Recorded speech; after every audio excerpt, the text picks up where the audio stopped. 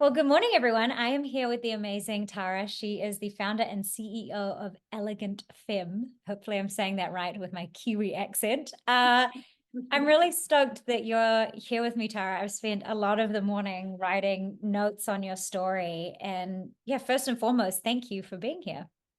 Pam, thank you so much for having me. I love your accent and you did really, really, really well. It's difficult even for us to think about because it's femme. You say it like it's an A, femme, elegant femme, but it's a mix of French and English, right? I have the elegant, which is the English, the femme, which is the French. So yeah, I'm here for it. I'm so excited to go wherever it's gonna Yes. stay. I'm an all-in kind of girl. So yeah, I'm here for it.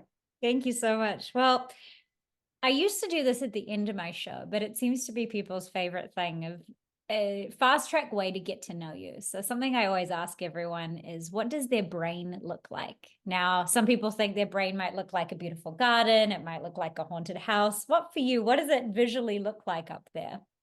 Oh my goodness. Light, Oh, great. light, just light. Yeah, the feeling of lightness, the spaciousness, the warmth, Beautiful. yeah, the light. Yeah. Oh, that sounds so warm and delicious. I need to, yeah, take up residence in your brain. Um, Not always, right? Let's be of real with each course. other, but that is the intention. And if I was to just sit in that space of allowing, that's what I'm always intending. Just can I step forward in the light with which I am and Mm. utilize that wisdom to the best of my ability and, let go of anything that's not truth. Beautiful. Um, there's a few places I want to go today, and by all means, if this is not a safe place to start in, let me know. But one of the main things that really struck me in your bio, after semi-recently going through a miscarriage, which I found much more traumatic than I ever anticipated, sitting on the other side of things. Something in your bio shot out to me that you lost a newborn baby, and whilst I'm not trying to dig into your trauma of sharing that, but you've able to turn something horrific, I can only imagine, into something really beautiful. And I just get this general feeling that everyone's really heavy at the moment, whether they're going through illness, the planet, everything. And I wondered if you could speak to that journey, or just your journey out of that darkness and what was helpful that some people might latch on to, while they might not relate to your story in particular. I think the essence of getting out of a yuck could be really helpful. Yeah, yeah, it would be my pleasure, my honor. I mean, I feel like, again, as you said, not everyone has the same experience, but we all do have those defining moments of depth, of pain, of that cracking open that we weren't expecting. And you share your tenderness and your even surprise around your miscarriage and your reaction. And I think this is something that's really, really important, especially for us as women, is that we don't compare our grief or our pain to each other like yours is worse, mine is better, mine is worse, yours, it's none of that. In fact, and I will go into the story, but I will share with you that I lost Mason in my arms at 26, and then I had two beautiful, healthy children. So grateful. And then we wanted another one. And I went through an IVF. I ended up doing 5 IVF cycles, but the first IVF cycle, I got pregnant. And after the heartbeat, everything was looking amazing. And I miscarried.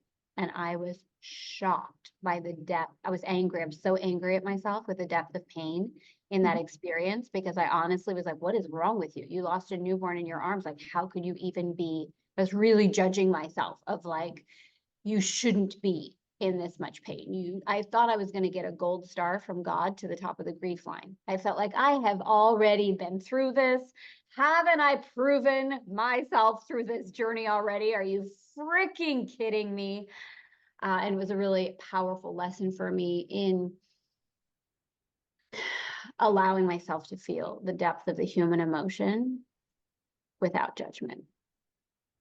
And that was my, like, probably the, if not one of the biggest lesson I received from that miscarriage is that in my journey from losing Mason at the age of 26 and being in a much different space in my life,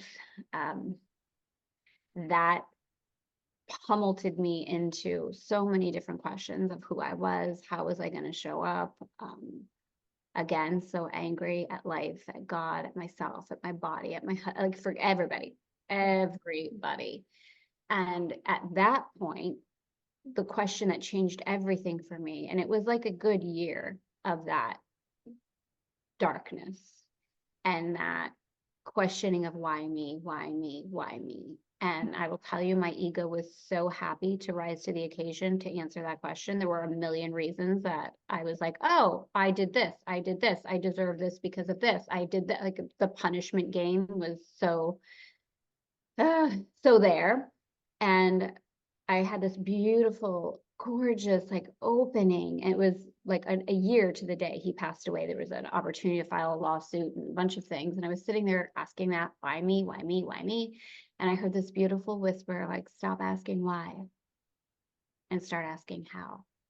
And I was over 20 years ago. So I was not having the conversations inside of myself that I'm having now, nor was it trendy, right? It was like, it was a long time ago. So this was very provocative. It was very new. And it was that point of power where I actually realized I did have a choice.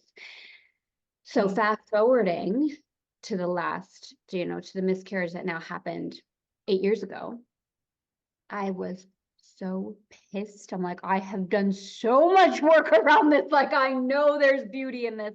I know I'm going to be okay. I know this is happening for me. I know all the things. I know all the things. Why am I not good? Why am I still crying on the tile on the kitchen floor, banging my fist? Like, different questions. I wasn't asking why as much. Well, I was asking why. That's the kind of, I was asking why, but in a different way. Like, again, like seriously, like haven't I learned this? But the learning was, it's okay to feel the depth of the human emotion. There's nothing wrong with us for going into those states of pain. Like even when we know everything's going to be okay, even when we know life is working for us, even when we know all of these gorgeous things that in our depth we know somehow this is for me, the pain also has a purpose. And I always want people want to be careful when I say that, because I feel like part of our evolution at this particular point in the consciousness is we do know that. Like we've been there, done that. We're like, okay, the pain can be purposeful. But this little pivot that I feel like we're available for at this point in time is that yes, and so is the joy. So is the beauty. We don't have to always go into something with the expectation of like, okay, I'm ready for the struggle, ready for the pain. Like, I know this is how this works. Let's go. Like, I'm ready, and put our armor on. I feel like another evolution of like, wow, could I evolve through beauty? Could I evolve through grace? Could I evolve through joy? Like, is that okay? Like, who the hell am I to say that? Like, is that okay? So a long kind of response to your question. I'm happy to go deep in whatever place like sparks, but that's my authentic outpouring to get us started. Yeah, beautiful. Thank you. Thank you for starting at that place. I was like, this is a bold choice, but may as well get into the meat of it. You mentioned armor, and it just sparked something that I can feel this like part of my brain's asking.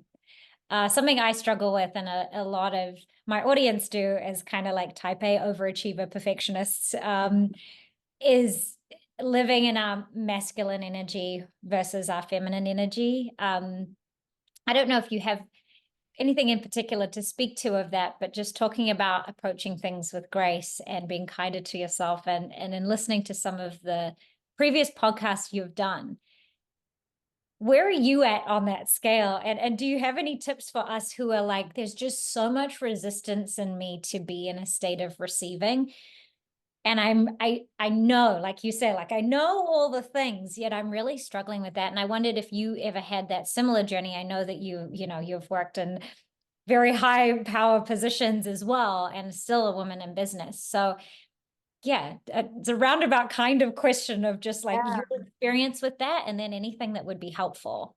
Yeah, I think it's such a good question, and I love that it's up for so many women right now. So Yeah. Elegant Femme, like at this point of us talking, it's like 18 years that I've been talking about the embodiment and the embracing of the feminine. And I will tell you, so honestly, this was such a shock to me. I think it was like maybe my fourth or something live event, the first time I went to London, which was a whole, I love you Brits out there. I had no idea. Everyone in the audience was like, I'm like, oh my God, they hate me. They hate me. They all hate me. There was like no smile. I'm like, ah, they hate me. I went to break and everyone goes, oh my gosh. I was like, okay, just this is a different vibe. This is a different vibe. But I was there and one woman came up to me and she was very high on the corporate scale, in a partner really in Goldman Sachs, right? So she was there. And she said, I came here because I want to learn how to embody my feminine. And I feel like you do that so well. And I will tell you that in that moment, I was like, wait, what, that's what you came here for? Like, I actually started judging myself. Like, I didn't realize that I had judgments Wow. still about the feminine. And this is the unraveling. Like we say, yes, okay, just teach me how to receive. Like, I know I want to receive it, teach me. And then at the same time, the ego's like, I don't know how we're Yeah, you can, okay. you're fine. Okay. You can say, you can do whatever you want. Yeah. Okay. The ego gets to like, I don't think that's safe. Mm. If I receive, then I'm not in control. What if Mm. somebody takes it away?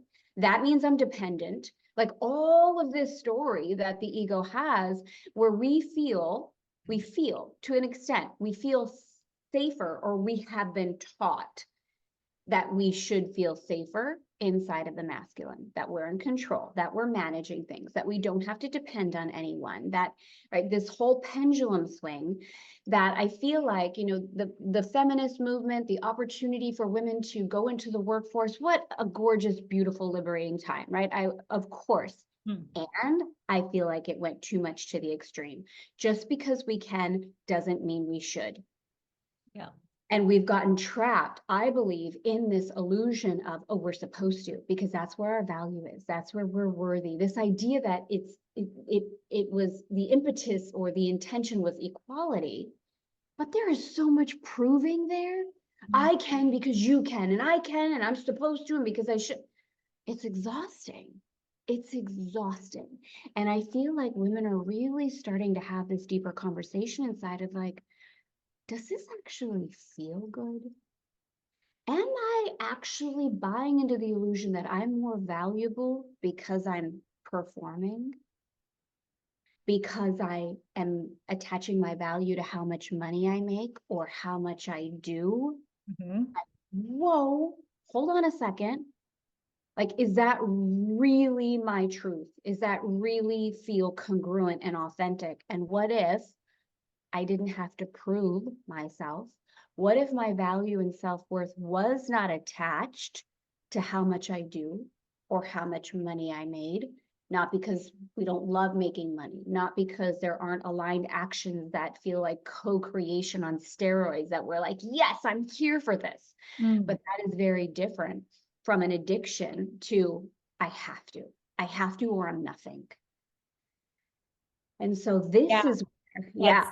yeah, I'm nodding because I'm like, oh yeah, I entirely get all my validation as an actor from employment. Someone going, I will give you money for doing that craft. Because then I'm like, oh, now I don't feel psychotic. Like I do attach a lot of value still, despite therapy, to external validation. Yeah. And this is where the really unraveling is, when we say, okay, yes, like teach me how to receive. It's like, okay, cool, let's go there. Mm. We require to unravel all the judgments we have inside around the feminine, around it being okay for us to receive, around the idea that we are, and this even sounds so cliche to say, so I'm going to say it in the way that we're going to hear it and then take it deeper. Like this idea that, of course, we're worthy of receiving, but what does that really mean? Mm. What does that really, really mean? If I don't have to prove that I'm worthy, if I don't have to prove that I'm valuable, if I am in a state of grace, of inner knowing, of wisdom, of my wholeness, that's a much different place to receive from than, okay, I'm going to receive, but like prove to me that it's okay and you're not going to take it away. And it like Yeah. receiving, trying to receive from a state of scarcity versus receiving from a state of abundance and wholeness is a completely different conversation. And I feel like this is where women get really, really stuck. They're like, okay, teach me, Tara, how to receive, but they're in that state of prove it to me instead of a real grounding and inner knowing of I am going to walk through the world Mm. in my wholeness, and from that state I will receive, not because I need to, not a grabbiness, it's a knowing, it's a complete knowing. You said the word worthy a lot. And one of my, let's just make this about me. One of my key, sorry, I'm like now using you as a resource because I'm like, oh, this is cool. One of my, I guess, lies that I've told myself, my, my blockages, my things, is that ultimately I don't, or I've been taught, or whatever someone told me, or how I felt was that I wasn't worth receiving. So like a narrative that hasn't served me, whatever, I can't remember the technical term of it, but the stories we tell ourselves that has not served me is that I wasn't worth loving. I wasn't worthy of good things to come to me, so I've kind of been in this like armored up, fight hard for things and yet not receiving that results, which you're right, which then puts me more hesitant to sit in receiving because bills to, exactly what you're saying. Could you elaborate on that shift to the knowing? Like I understand it logically, but that shift, or how does that journey start to go from like logically understanding something and for it to be a belief? Because I believe you've obviously done it yourself. Yeah, and I would say too that it's a continued journey. Sure. You know, when we move into each level of anything in our lives, abundance, deeper awareness of the love that we're capable of, like all of these things, there can be a total reset of calibration, like, oh gosh, there's even more, right? For me at least right now, there hasn't been this pinnacle of like, right? Like it's all complete, check. There's this gorgeous feeling of like, wow, I am so grateful, so thankful for everything in the moment, and I'm so ready for more. It's this beautiful permission of feeling gratitude and desire versus what so many of us have been taught is like, look, you better be happy with what you have and just say thank you. Don't you dare ask for more. You're selfish. So, well, that we can go there a little bit later. So, this shift in the difference between logically, I understand what you're saying versus I am being called to live this, embody this, requires faith and it requires trust. And in my experience, it requires a beautiful relationship with the divine. Cool.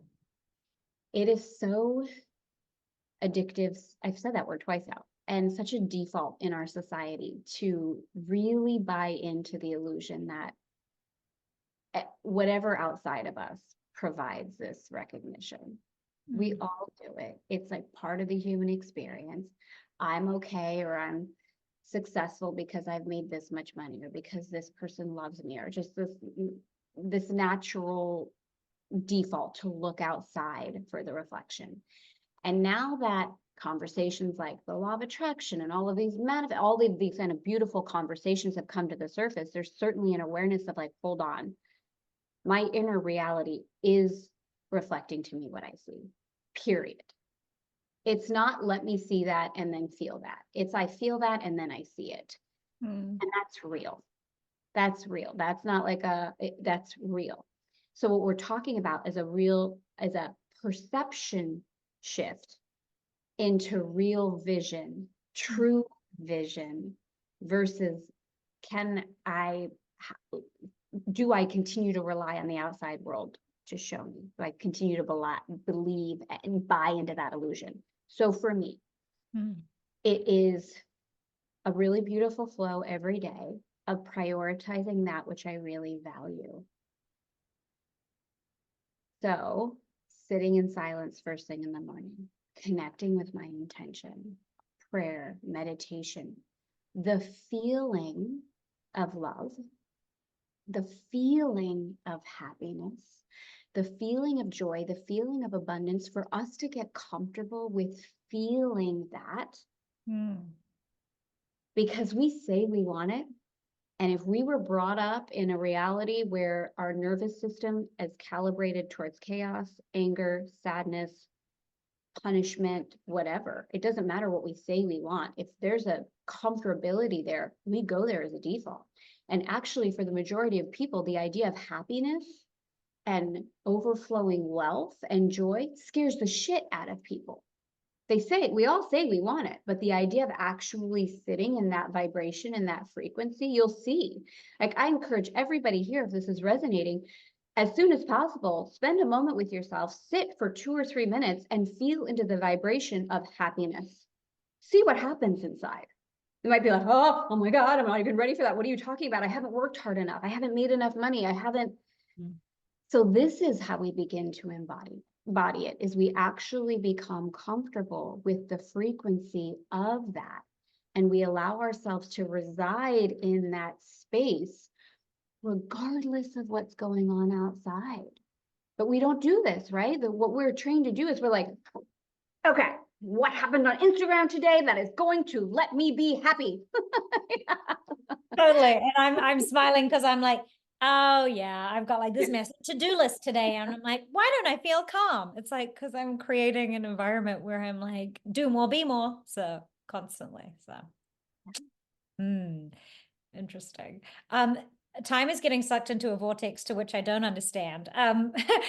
You have kindly shared, or your team has kindly shared, this really cool quiz to kind of understand some of the work that you do. Now, before I get into sort of just a snippet of my results as an example for people, could you explain the work that you do? I do know a lot of people, especially in New Zealand, this kind of conversation is relatively new, or it only kind of captures a small group of people who are already on this journey. And it's a real joy to me to introduce some new ways of thinking and thought to my peers. And you've been to London. New Zealand's very the same. We're very emotionally broad strokes, between a 4 and a 6 and not much on either side. So could you explain the work that you do? And would be a great place to start. Yeah, this literally healed me. It literally healed me. So back to the beginning, when I was in that position of losing my son, and that year later, when I heard that whisper of like, how this little taste of power of like, wait a minute, I can respond differently to this. So through that experience, I started journaling, channeling, whatever you want to call it. And I started to create just for myself. I mean, this was for me. This wasn't like, okay, now I'm going to impact the world and I'm going to start an 8-figure business. And this was not. This was like, I hate myself right now. I hate life.